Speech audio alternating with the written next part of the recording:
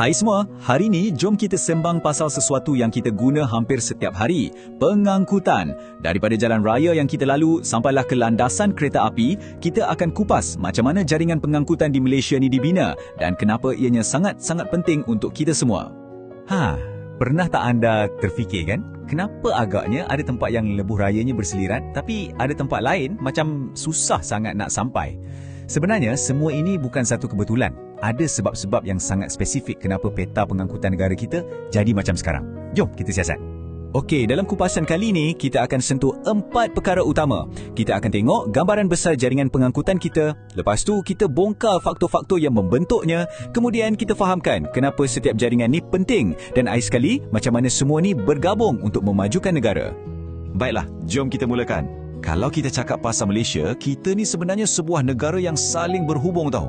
Kita ada jaringan pengangkutan yang sangat pelbagai. Darat, udara dan air semuanya bekerja keras menghubungkan kita semua dari Perlis sampailah ke Sabah. So, ada 4 hero utama dalam cerita perhubungan ni. Pertama, jalan raya dan lebuh raya. Yang ni memang kita nampak dan guna hari-hari. Kedua, landasan kereta api. Sangat penting untuk angkut barang dan juga orang. Lepas tu, kita ada lapangan terbang untuk terbang jauh dengan pantas. Dan yang terakhir, pelabuhan yang jadi pintu masuk utama perdagangan kita dengan dunia luar.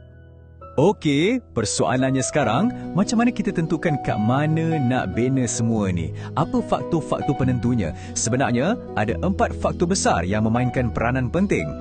Faktor yang pertama dan yang paling asas sekali adalah bentuk muka bumi kita sendiri. Logiknya mudah je. Jauh lebih senang dan lebih murah nak bina jalan raya atau landasan kereta api dekat kawasan yang rata macam di pantai barat Semenanjung. Tapi bila kita kena berdepan dengan kawasan Bukit Bukau, cabarannya lain macam dan kos pembinaannya boleh melambung berkali-kali ganda. Dan gambar ni memang tunjuk dengan jelas cabaran tu. Tengok je lah jalan yang berliku-liku ni. Nak buat jalan macam ni perlukan kejuruteraan yang canggih dan kos yang sangat-sangat tinggi. Inilah sebabnya kenapa kalau kita tengok peta, kawasan pegunungan macam Banjaran Titi Wangsa tu kurang sikit jaringan jalannya berbanding kawasan lain. Seterusnya, faktor nombor 2, ekonomi. Senang cerita, di mana ada action, di situlah jalan dibina. Jaringan pengangkutan ni akan menghubungkan kawasan-kawasan perindustrian, pusat perdagangan dan tempat-tempat yang kaya dengan sumber asli. Dan bila ekonomi maju di satu tempat, ramai orang akan pindah ke situ. Jadi kawasan tu padat. Bila dah padat, mestilah perlukan sistem pengangkutan yang lebih cekap kan? Inilah jawapannya kenapa bandar-bandar besar kita selalu sesak. Kawasan macam Lembah Klang, Georgetown dan Ipoh tu kan pusat ekonomi negara. Jadi memang perlulah ada banyak jalan raya, LRT dan macam-macam lagi untuk gerakkan orang pergi kerja, hantar barang dari kilang dan bawa hasil pertanian ke pasar. Faktor ketiga, kerajaan pun ada peranan yang sangat besar.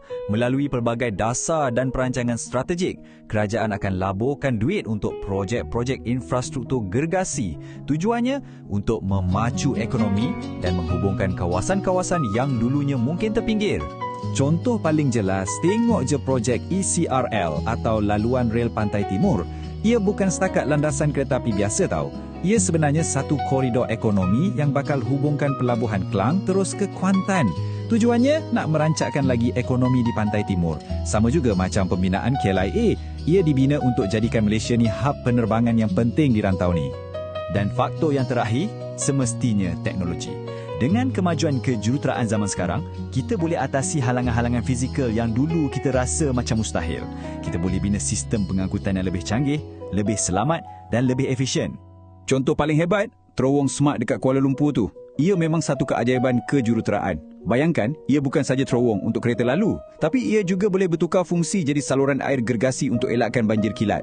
Genius kan? Ini adalah penyelesaian 2 dalam 1 yang hanya boleh jadi kenyataan dengan adanya teknologi moden. Okey, lepas kita dah faham semua faktor tadi, cuba kita fikirkan sekejap soalan ni. Kenapa agaknya pengangkutan udara dan air ni sangat-sangat penting di Sabah dan Sarawak? Cuba kaitkan dengan apa yang kita dah bincang tadi, terutamanya pasal bentuk muka bumi mereka yang bergunung dan mempunyai banyak sungai yang panjang dan lebar. Sekarang kita dah tahu kenapa jaringan ni dibina macam ni. Jom kita lihat pula untuk apa ia penting. Kita akan fahamkan peranan setiap jenis pengangkutan ni dalam membangunkan negara kita. Pengangkutan darat ni ibarat urat nadi dalam kehidupan harian kita. Ia bukan sekadar hubungkan kawasan luar bandar dengan bandar, tapi dengan adanya lebuh raya, wujudlah bandar-bandar satelit baru seperti Bandar Baru Nilai. Dekat bandar besar pula, sistem rel macam LRT dan MRT inilah penyelamat yang bantu kurangkan kesesakan lalu lintas yang teruk. Kalau nak cepat untuk perjalanan jauh, memang tak ada yang boleh lawan kapal terbang. Bayangkan, perjalanan yang dulu makan masa berhari-hari dari Semenanjung ke Sabah dan Sarawak, sekarang jadi beberapa jam je. Ini bukan saja penting untuk menyatukan negara kita, tapi ia juga jadi enjin utama untuk industri pelancongan dan perdagangan antarabangsa. Dan jangan kita lupa, Malaysia ni kan sebuah negara maritime. Tahu tak, lebih 90% perdagangan antarabangsa kita bergantung pada pelabuhan. Pengangkutan air juga cara paling jimat untuk angkut barang-barang yang berat dan besar, macam petroleum dan kayu balak. Malah, dekat sesetengah kawasan pedalaman di Sabah dan Sarawak, sungai macam Sungai Rajang tu masih lagi jadi lebuh raya utama untuk penduduk di sana.